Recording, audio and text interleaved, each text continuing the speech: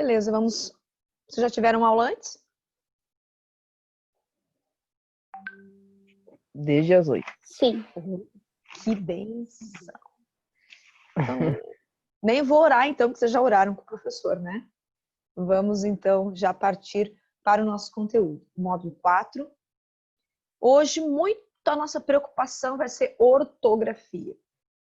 Primeira coisa que você pensa aí quando vê a palavra ortografia. Eu, Denise, toda vez que eu vou ler uma coisa, eu me preocupo com a estrutura da palavra. O que a estrutura está dizendo? E aí eu começo a partir a palavra em pedacinhos e eu começo a pegar o significado da palavra. Entendeu? Isso a gente já vê no módulo 5, que é a questão de a gente começar a pegar os pedaços das palavras para entender o significado delas. Isso chama morfema. E eu faço isso. Então, ortografia. O que quer dizer orto? Você vai no ortodentista, no ortotrauma. O que é orto? Orto não vem de horta, tá, gente? Orto quer dizer correção. Correção. Gráfica, da grafia que eu escrevo, a minha escrita. Então, ortografia são as regras onde eu estou preocupada em corrigir aquilo que eu escrevo. Tá bom? Em atender tudo isso. Então, vamos lá, tá? Vou começar compartilhando, então, a tela. E aí, vocês vão aí me dizendo ou me sugerindo, né? O que... Quem não quiser fazer pergunta, assim, ao vivo, se sente mais à vontade, pode fazer lá no e-mail, tá? Eu respondo. Ontem o Maurício me fez uma pergunta, eu respondi mais tarde, assim, porque fui ver mais tarde, eu estava com visitas em casa. Mas respondi, tá? Eu sempre respondo. Deixa eu só voltar ali, então. Então, veja. Nós, hoje, na aula de língua portuguesa, módulo 4, nos preocuparemos com ortografia. Lembram que na última aula a gente falou sobre a questão da fonética e da fonologia. Essa questão dos fonemas, dos sons, tá bom? Que a gente acaba não percebendo o tanto de sons que uma palavra pode ter. E aí a gente começou a classificar os sons. Os fonemas. Página 47 tem isso. Então, a primeira coisa que a gente precisa observar, que as nossas palavras, elas são feitas de sílabas. Cada sílaba leva uma vogal. Isso nós estamos pensando na língua portuguesa, tá? Então, o que acontece? Os fonemas, eles estão classificados em 3 grandes grupos. As vogais, as consoantes e as semivogais. Daí você para e pensa assim, poxa, primeira aula que eu tive na pré-escola ou ali na primeira série, o primeiro ano do Fundamental 1, é o quê? Reconhecimento das vogais, reconhecimento das consoantes. Mas ninguém te falou lá no inicinho a questão das semivogais. Mas te ensinou o seguinte, cada vogal, na língua portuguesa, necessariamente, cada sílaba necessariamente vai precisar de uma vogal. E aí você lembra, né? As vogais, A, E, I, O, U. Sons mais puros da língua. São fonemas produzidos pela livre passagem do ar pelo aparelho fonador. Aqui, né? Nariz, aqui a parte frontal da nossa cabeça, garganta. Nosso aparelho fonador. Essa questão da entrada do ar, né? Passagem livre. A, E, I, O, U. Os lábios nem se tocam, tá? Livre passagem de ar. Consoantes. Veja, se a gente tentar dividir a palavra consoante, consoante, com som. Soar com som. Então, são aqueles ruídos pela interferência de alguma barreira. Língua, dentes, lábios, os alvéolos. A passagem do ar, ela é entroncada, ela forma um ruído. Então, você vai falar pá, barra, pão. Os teus lábios já começam a se tocar. A tua língua articula muito mais do que A, E, I, O, U. A língua no A, E, O, U, ela apenas faz uma ondulação dentro da tua boca. Mas as consoantes, elas começam a fazer essa movimentação. Bate no céu da boca, vem para baixo, você parece que dá até uma enrolada, né? Quando vai falar algumas coisas, principalmente se você parar para observar, falar inglês, né? Fala inglês, tree, parece que a língua fica meio de lado dentro da boca. Porque as consoantes, elas têm esse papel de, ao serem pronunciadas, acabarem sendo produzidas através da interferência do nosso sistema fonador aí e dos elementos que compõem boca, língua, dentes, né? Você vai ver que muitas palavras que a gente fala, você pode estar treinando aí, eu não estou te vendo agora nesse momento, só com o compartilhamento da tela. Você vai observar que quando você pronuncia algumas palavras, a tua língua bate nos dentes da frente, tá? Fala tá, aí você vai ver que a língua bateu nos dentes da frente. E isso é em função do T. Fala T, fala R. Você vai ver que a interferência é lá no fundo da garganta. Então, esses, como é importante a gente observar que a nossa escrita tem tudo a ver com os fonemas que a gente reproduz. E as semivogais? São, na prática, os fonemas I e U, tá? Na prática, são eles. Quer dizer o quê? Quando ao lado de uma vogal autêntica, dessas aqui, a E e a U, tá? Elas vão soar levemente, sem a força de uma vogal. E aí você fala pátria. O I vai ficar como sendo uma semivogal. Você fala frouxo. Esse U não é tão forte quanto o outro. Você fala fauna. Né? O A está mais acentuado na sílaba. Não é que ele não exista, não é que ele não apareça, mas a força dele é semi, não é total. Tá bom? Vamos lá, próximo. E aí, então, a gente tinha as classificações, tá bom? As vogais, os sons que são formados nas cordas vocais, passam pela boca, chegam ao exterior sem sofrer nenhum tipo de interrupção na sua trajetória, constituem sempre a base da sílaba, pois não há sílaba sem vogal. E são elas A, E, I, O, U. Exemplo, mesa, cachorro. Veja que cachorro. Claro que interfere também a questão da vogal, né? Junto com a sua consoante. Mas a gente vai observar que ela vai ter uma ondulação desses desdobramentos de som. Então, até quando eu estava na faculdade, a professora sempre dizia assim, a gente conta para as crianças que tem 5 vogais, mas olha quantas elas aparecem. A questão do fonema. Foneticamente, a gente tem muito mais vogais do que 5, porque a gente tem o E e o E, né? Vai perguntar para um carioca quais são as vogais. Ele vai dizer A, E, I. Aí você, escreve com E essa palavra. Fala Denise. É o D, o E. Aí você vai perguntar para um gaúcho, escreve Denise. D, E, né? Então, nós temos a questão dos fonemas que interferem sim, a questão do nosso sotaque, tá bom? Mas todas elas são desmembradas desta forma. Quando estão escritas, certo? Classificação das vogais. Quanto à zona de articulação, né? Na parte mais anterior, fala perigo, pele, livro, média. Posteriores, bolo, mole, pura. Quanto ao timbre, abertas, pá, pé, ó. Fechadas, você, vovô.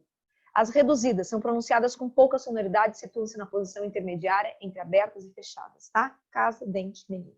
Quanto à intensidade, podem ser tônicas e átonas, olha só.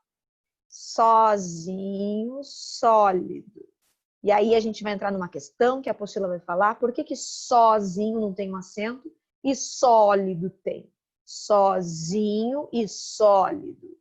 Porque a gente vai ver a questão de que, às vezes, esse O e esse O, não é porque a sílaba é igual que vai receber o acento igual. Vai ter a ver também quando ela está mais tônica. Sozinho e sólido. Então, o I aqui, ele não ficou tônico, aqui, né? Mas ele ficou tônico e sozinho. Temos também as vogais quando estão mais átonas. Átonas não tem o tom como a tônica. Estojo e globo. Quanto ao papel das cavidades bucal e nasal, orais, né? E as nasais. Então, a questão de quando elas também interferem no nosso aparelho aqui, nasal, né? Quando bate o som e retumba. E o som, então, é mais nasalado. A alemã, empresa, e até a questão, então, da página 47, os dígrafos, né? vocálicos. Empresa, tempo, limpeza, ombro, penumbra. Ok? Agora, quais são os acentos da língua portuguesa? Os acentos da língua portuguesa são 3. E você deve estar pensando, tem mais um por aí. Vou te falar que não tem. São 3. Acento circunflexo. Quando eu era criança, minha mãe dizia assim, é o chapéuzinho. Agudo, falava, é o grampinho da vovó. Chapeuzinho do vovô. E o acento grave, que é aquele colocado nos casos de crase. Veja, esse não é o acento crase. Cuidado isso aí, a gente vê isso no segundo ano, a questão da crase. Crase é a fusão de 2 vogais idênticas numa palavra.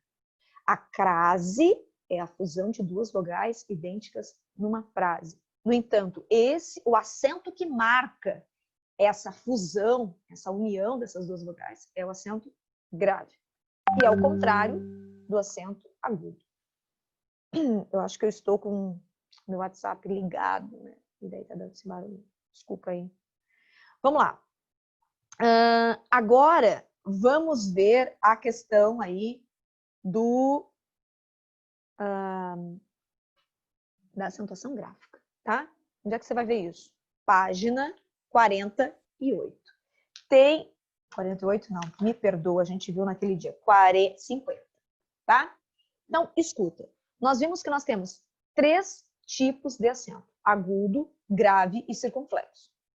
O som aberto, como café, recebeu um acento aqui. O grave, a questão da crase, foi a Bahia. É como se eu dissesse, Joana foi para a Bahia. Porque para é uma preposição que pode ser trocada por a. Tem o mesmo valor. Então, foi a Bahia. Porque Bahia é uma palavra feminina, tem a artigo. Então, unindo esses 2 A de preposição e artigo da palavra feminina, eu faço um elemento chamado crase e marco ela, para o meu leitor entender que eu fiz essa fusão, com acento grave. E os circunflexos são fechados. Você. Não fala você, fala você. E mesmo no sotaque nordestino, gente, você. Não fala você, tá certo? Então, ele fecha o som da vogal. São sinais que mostram para nós a entonação que nós daremos a esse fonema. Então, acento marca a sílaba tônica. Essa é a finalidade, tá bom? Do acento, marcar a sílaba tônica. E o sinal que eu vou utilizar, ele modifica o som de qualquer sílaba, certo? Café, a sílaba, né, mobília, básico, veja que marca ali a sílaba tônica e eles interferem, sim, no som. Café, mobília, básico. Você ganha, parece que já teria força, mas ganha mais ainda. E, olha só, o tio. O tio, ele não é o acento. É isso que eu queria que você talvez tivesse pensado. Opa, mas espera aí. Eu acho que o tio tinha que estar naquela lista anterior dos sinais. Não está por quê? Porque ele não é acento. Ele é um sinal gráfico, tá bom? Então, olha só. Mãe, né? Mãe, né? Pão, é pão. Então, o tio é nasalizador de vogais, modifica o som da sílaba, tá? Ou dos monossílabos. Corações, e não corações. Não tem nem como, né? Porque é tão nasal que a gente não consegue nem fazer o som aberto. Então, acento não é enfeite. Um acento, ele muda todo o sentido de uma palavra. Quer ver? Você fala coco e cocô. Camelo e camelô. Você fala secretária e secretaria. Forro e forró. Baba e babá. Paz e país. Gente, aqui essa palavra tem tanta gente que vai escrever paz e põe acento. É só quando, né? Localização aqui, lugar. Esta e está, pronome e verbo. Manga e mangá, aqueles desenhozinhos, né? E a fruta. Caqui e caqui, é a fruta e a cor. Sábia, uma pessoa sábia. E o sabiá. E ainda teria o sabia, né? Sem acento. Ele sabia tudo. Ai e aí, carne e carnê, avos. Eu tenho lá 13, na matemática, 13 avos. Ou avós, cara, e poderia ter avós também aqui, né? Com acento circunflexo. Cara e cará, que é o peixe. Maio e maiô. Aqui, coloquei, tá igual. Carne e carne, mas e mas. Então veja que na nossa ortografia o acento não é um enfeite, não é colocado assim porque não tem uma razão. Ele tem uma razão. Ele muda o sentido de uma palavra, tá bom? São as marcações que a língua proporciona para cada um de nós. Agora vamos lá, adiante. Acento. Não se usa acento, e aí você vai e pode estar consultando a tua apostila na página 49. Não se usa acento no plural das palavras terminadas em es. Exemplo, mês não se coloca em meses. Inglês, ingleses. Chinês, chineses. Freguês, fregueses. Português, portugueses. Camponês, camponeses. Não utilizamos. Isso é uma regra, tá bom? Somente quando ela estiver indicando ali a singularidade dela mesma. Quando você colocá-la no plural, ela não recebe o acento em meses. Tem gente que põe. Por quê? Em dado momento, houve. E numa das reformas ortográficas, caiu. Então, é isso que você tem que se preocupar também. Em 2008, nós tivemos uma reforma na nossa ortografia. Nós tivemos um acordo ortográfico. O que é um acordo ortográfico? Pensa na palavra acordo ortográfico. Quer dizer que os países de língua portuguesa, Brasil, Angola, São Tomé e Príncipe, Portugal e outros, se reuniram numa mesa e começaram a discutir quais deveriam ser agora o acordo entre a língua, porque todo mundo fala português, no entanto, alguns falam diferente, certo? No entanto, a gramática é a mesma, as regras são as mesmas. Então, por isso que quem vai fazer intercâmbio em Portugal, vai estudar numa escola em Portugal, ora, pois, vai ter apenas o sotaque diferente, certo? Só o sotaque. O restante permanecerá igual, tanto nas regras, para escrever, algum vocabulário, sim, tá? Acho que tem alguém com o microfone aberto aí. Então, é isso que nós vamos observar, tá bom? Nós vamos ter as regras. Então, quando se uniu em 2008, não se fez assim, uma regra nova para o acordo. Mas observou-se que, por exemplo, o trema não era usado em muitos países. Talvez um que estivesse utilizando, né, com a língua oficial portuguesa. Então, foi definido que, com aquele acordo, nós retiraríamos ele não existiria mais. E algumas pessoas ficaram horrorizadas. Portugal ficou horrorizado. Como assim? Então, o Brasil agora que está dando essas diquinhas aí, porque Portugal é um país muito pequeno, ele é do tamanho, a extensão territorial, se você observar, olha, daria Santa Catarina. E Brasil é tremendamente maior. A gente sempre diz, né, a gente brinca, Mia Couto, um escritor, biólogo e linguista, ele sempre diz assim, Portugal gerou um filho muito maior, que é o Brasil. Nós fomos colônia de Portugal por muito tempo, só que nós somos maiores. E claro, a nossa dinâmica, a língua, ela sobrevive até hoje porque ela é dinâmica, porque ela vai aceitando essas pequenas modificações. Perceba que a gente não mudou o sentido de muitas palavras. 50 continuou sendo 50. No entanto, ele só caiu o quê? Aquela acentuação, tá bom? Então, muitas palavras da nossa ortografia, a gente acabou tirando alguns sinais que não estavam mais sendo usados pela população. Ninguém assinava um cheque ou escrevia uma história, né, colocando 50 com trema, então retirou-se. No entanto, essas regras foram válidas para substantivos comuns, para substantivos que estavam comuns, né, simples.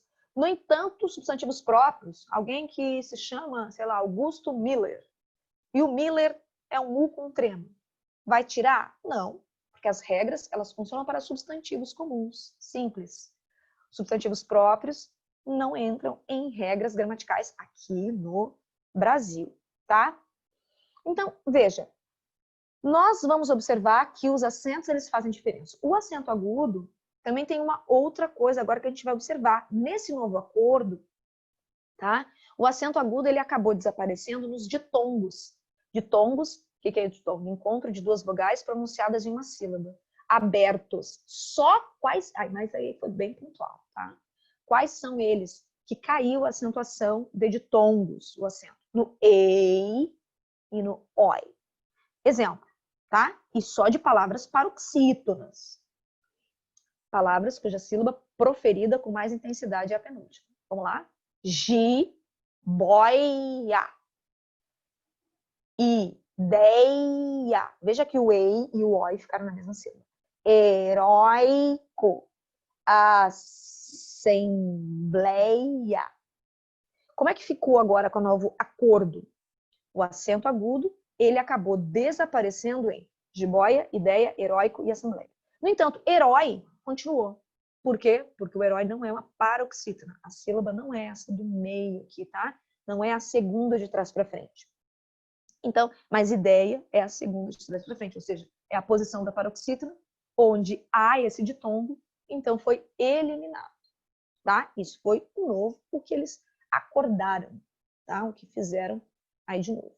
E o tio, então, não é um acento. Quem falar isso para você tá te enganando. Os acentos agudo e circunflexo só podem recair sobre a sílaba tônica da palavra. O tio não é acento, mas apenas um sinal indicativo de nasalização, e ele tem um comportamento que os acentos não têm. Veja 3 razões. Primeiro, ele pode ficar sobre a sílaba átomo. Você tem órgão. Veja que or é a mais forte e gão. Então, isso é importante você perceber. É possível o tio estar numa palavra que já é acentuada, tá? Órgão, só, tão. Segundo, pode aparecer várias vezes no mesmo vocábulo. Pãozão, alemãozão, por exemplo.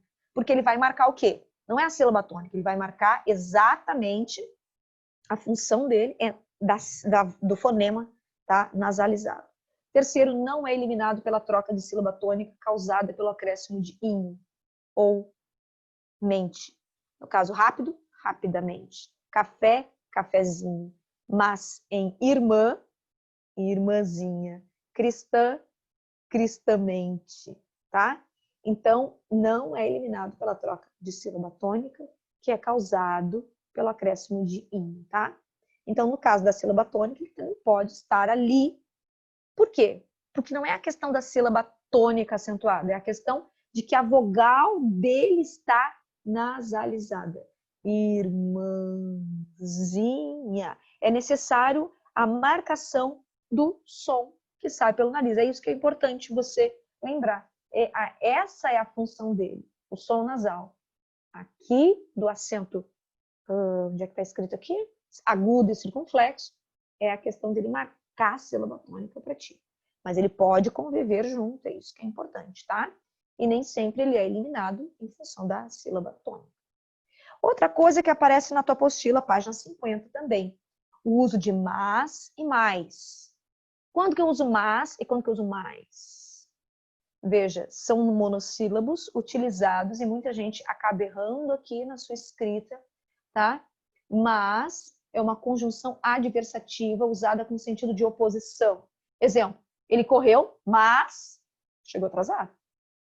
Então, traz a oposição referente à primeira afirmação colocada aqui nesse período. Mais, com i, quando é que eu vou usar mais? É advérbio de intensidade. E ele é usado em oposição a menos, entendeu? Quando eu quero criar a diferença de mais, algo que é menos e algo que é mais, intensidade. Então, a nota dela foi a mais alta da sala. Não foi alta, entendeu? Foi mais alta da sala. Então, eu quero dar um sentido de intensidade. Teria ainda aqui, se você quisesse marcar, o mas com acento. Temos, quando ele é adjetivo. Aquelas meninas são más. Aí eu teria o mas escrito assim, M-A-S, com um acento agudo. Veja como tudo pode mudar com um fonema agregado à palavra ou uma acentuação. Agora, outras dicas que também estão na página 50. Mal com U e mal com L, tá? Mal com U é quando nós estamos ali fazendo uma diferença de algo que é bom. Algo que é mal, algo que é bom. Mal, ó, até o autor faz uma brincadeira aqui, né? desse post com o arredondamento da letra U, você lembra que é o contrário de bom. E mal com L é o contrário de bem. Então, quando você tiver dúvida, né, sobre o uso do U ou do L, você pode substituir por bom ou por bem. Ah, eu não sei se eu devo escrever com U ou com L. Então, pensa o seu contrário. Mal com U é o contrário de bom. Mal com L é o contrário de bem. E ão e am.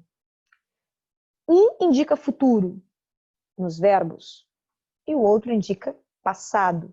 Então, os alunos brincaram muito hoje, pois sabem que amanhã brincarão menos. Então, esse ão e esse am tem a ver com a questão dos verbos quando colocados com AOTIL, ideia de futuro, AM, ideia de passado. Sempre o que na língua de português, tá, gente? Língua portuguesa. Onde e aonde? Também são importantes aqui para a gente observar. Onde indica um lugar fixo, onde você está. Agora, o aonde, ele tem uma preposição na frente dele. Indica movimento, é como se eu dissesse para onde você vai. Então, ele está sempre com esse verbinho aqui, tá? O verbo ir. Para onde você vai. Agora, onde? Lugar fixo. Pense assim, ó. Onde está localizada a minha escola? Porque a escola não sai por aí. Onde ela está localizada e não aonde. A escola não está em movimento, mas ela tem um lugar fixo, certo? Então, a ideia que eu quero transmitir, quando eu escrevo, eu preciso me ligar nesses pormenores da minha ortografia. Mas, e mais, já comentamos ali, né? Indica oposição e aqui indica quantidade. Agora aqui, gente, muita gente erra nesse esqueminha. Agente e agente. Junto e separado. Quando usar? Agente junto é aquele camarada que trabalha numa agência. O agente de saúde me atendeu na unidade básica de saúde. E agente separado, ele é muito similar ao plural de nós, tá? Numa linguagem informal, a gente costuma sair de manhã. Nós. Então você substitui, né? Quando você quer botar a gente, será que eu separado junto? Bom, se equivaler a nós, eu tenho que separar, tá? Se for alguém, né, que trabalha numa empresa como agente de segurança, né, aí você coloca junto, é uma profissão, digamos assim, tá? Próximo, uso dos porquês. Os porquês também estão na página 49, início da 50, tá? São 4 tipos ali fundamentais que a gente precisa observar. Porquê junto, quando corresponder a uma explicação ou uma causa. É quando você lá no 9º ano aprende a questão do porquê como conjunção explicativa, coordenada explicativa, tá? Quando corresponder então a uma explicação. Comprei esse sapato porque é mais barato. O porquê junto, ó, veja, ele está junto, indica a explicação. Agora está junto, mas ele leva um acento. Quando que eu vou utilizar isso? Quando ele equivaler a um substantivo. Muitas palavras, a gente vai ver isso no 2º ano, podem se tornar substantivadas, com a capa de um substantivo. Se valer desse conceito. Agora o porquê virou substantivo. E para ele virar substantivo, ele vai estar acompanhado na frase, olha aqui, de um artigo. Para ter o sentido de motivo ou razão.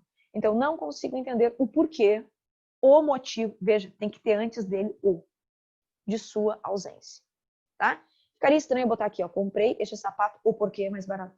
Entende? Não funciona, porque aquilo é explicativo desse primeiro termo. E aqui ele está funcionando como um substantivo. Ele substitui esse substantivo aqui e por isso tem que ter o artigo, porque artigo acompanha o substantivo na língua portuguesa. E por que o porquê aqui está separado agora?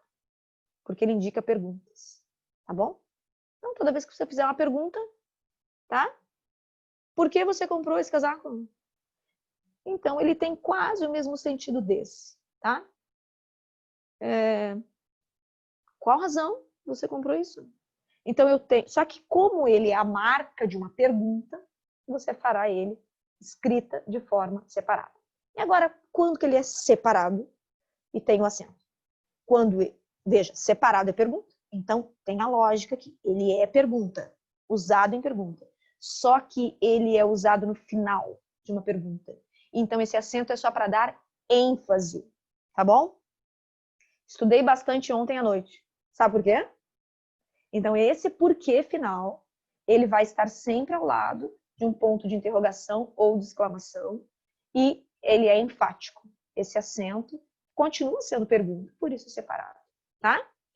Isso também está lá na sua apostila. Então, agora vamos ver a questão da classificação da sílaba tônica, para a gente entender o outro ponto. Aí você pode ir para a página 48. A sílaba tônica, como nós vimos também na aula passada, então uma revisão bem rápida aqui, a gente já vai se encaminhando para o final da aula, é a questão da lâmpada proparoxítona. Veja, a primeira coisa, você precisa saber separar a sílaba. Quantas vezes eu abro a boca? Lâmpada. 3 vezes, tá? Lâmpada. Tem um encontro aqui, um dígrafo, né? Vocálico aqui. Veja, eu conto de trás para frente. 1, 2, 3. A sílaba mais forte ficou na terceira posição. Quando fica na terceira posição, eu chamo ela de proparoxítona. E existe uma regra básica de que, se é proparoxítona, sempre será acentuada. Com quais sinais? Agudo ou circunflexo. O tio seria aqui? Não. Tio é sinal de nasalização. Café. Veja, a mais forte está aqui. É contada, né, de trás para frente. Então, essa é a sílaba tônica. Quando fica nessa primeira posição aqui, que é a última da palavra, a gente chama ela de oxítona. E aí a gente vai ver algumas regras. Ela sempre, para receber esse acento, agudo ou circunflexo, precisará ter acento, terminar em vogal A, E, O, M ou MS. Cabeça, paroxítona. Quase todas as nossas palavras na língua são paroxítonas. Então a gente tem que cuidar, porque nem todas são acentuadas. Elas ficam na segunda sílaba contada de trás para frente, mas nem todas são acentuadas. Nem todas. Por quê? Porque ela precisa ter uma terminação estipulada pela gramática. Vamos ver? Então, dica para acentuar, conta de trás para frente, tá? Caiu na primeira é oxítona, caiu na segunda de trás para frente é paroxítona, caiu na terceira posição é proparoxítona, tá? Então, se você enumerar, fica mais fácil de você observar aí a palavra. Na língua portuguesa, a acentuação recai sempre até a terceira sílaba tônica contada de trás para frente. Na língua portuguesa, porque no espanhol a gente viu que pode vir mais uma. Fala, amor. Às 10h55 nós temos outra aula. Já estou terminando, tá? Então, na acentuação gráfica, então é importante você observar a posição, tá? O que eu coloquei aqui? Por que eu coloquei? Porque é importante você observar que, mesmo ela sendo oxítona, ela pode ter várias sílabas na frente. Não tem problema nenhum, tá? O importante é você reconhecer a sílaba tônica e se ela for oxítona, perceber se ela termina em vogais. Se ela for paroxítona, não tem problema ter mais sílaba para frente. Não tem. O importante é que ela recaia na segunda sílaba contada de trás para frente. E se for acentuada, aqui onde tem o maior número de regras que a sua apostila te dá na página 48. E pirâmide também, proparoxítona, contada de trás para frente, terceira posição. Esse slide aqui, ele é muito semelhante ao que está na sua apostila e também está na aula do Eclés de hoje, tá bom? Todos os exemplos que a vogal pode vir seguida de S, M e NS para ser acentuado, recebe o agudo ou circunflexo. Nas paroxítonas, veja o que tem mais, a palavra para receber sílaba lá nessa segunda sílaba, ela precisa ter uma terminação em L, N, R, X, PS, I seguido ou não de S, U, US, ão, no caso de órfão, de órgãos, e de tongos, tá bom? Terminando de tom, é possível que haja uma acentuação. E proparoxítonas são as mais fáceis, né? Porque todas são acentuadas quando recai nessa terceira sílaba tônica contada de trás para frente. Príncipe, pântano, época, ônibus. Ok? Esse também é um gráfico, tá? Que eu peguei da internet, bem simples, aqui para vocês observarem as regras. É necessário uma terminação nessas letras e nessas sílabas para que haja acentuação na segunda posição. Proparoxítonas todas acentuadas, os monossílabos e oxítonas têm a mesma regra, ok? E é isso, tá bom, pessoal? Nós temos lá no Eclés toda essa aula, tá? Vamos disponibilizar o vídeo para quem não viu ou quem quer rever alguma parte que perdeu. E dúvidas, coloquem lá na plataforma. Ainda a gente vai rever mais algumas coisinhas que tem ainda uns pormenores nesse módulo, tá? Para a gente chegar e avançar no módulo 5, que é bem facinho também. Tá bom? Tenham todos, então, uma ótima aula aí. E até semana que vem. Descansem, mas também coloquem em dia aí essas atividades ECLES, tá bom? Beijo!